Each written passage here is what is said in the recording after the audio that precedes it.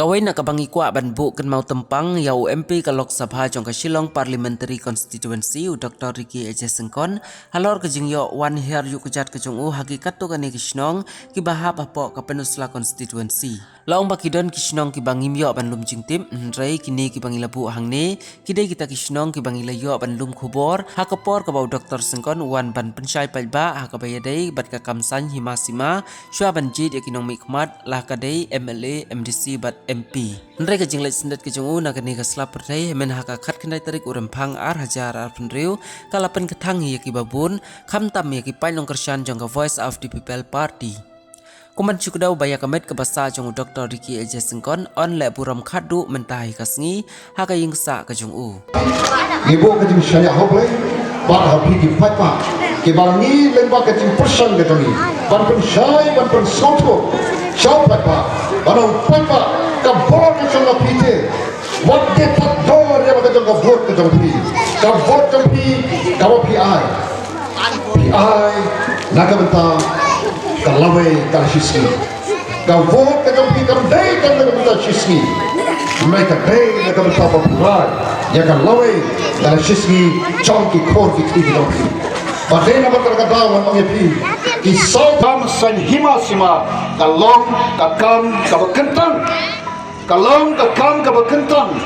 kalong ka kam ka la sandong do boleh te komno ngenong bakalong ka bajak dia kumta da ka mensim ka ba da kmat jonga oblei ka sotnap boong nangan sloy kina bane ngan ma pi ke pop jongki ngan pen khia ye ka ri jongki pai pa ba kamu satu hidup jong tuan ngan ai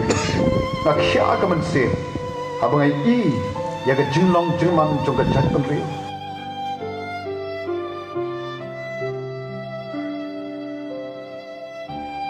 batinga kyong sumba se ba sesu wan pen pet lang ya ke ka CHC belum di Pynursla ot ni sukmen ban don ya ke ka CHC bat ka bang le jubo de no kata ka de ka nong rem bre ha ka me de bat ka sumsha khada ka ba ni kom ka chat penriu ni don kam ka ke hagal kom kini kiski ki pon Jeng banyata jaga hok long try haga bete bat ka khandau ka syap ka khai pateng bat kom ta ter haba kam sedong panana pi sesin andon kanu ka ba andon kanu ka bamla ladon play odong rengkat bani balado pai pa bersan yang ni kom kinangalam ka voice of the people ka kebersat dan kebersisa kadai kata kespik kemudian yang kahok longpoi compi jola kakendo kesap kelau kebetak kitolong kekai pateng man pernah persa yang kebiti besar kejomi man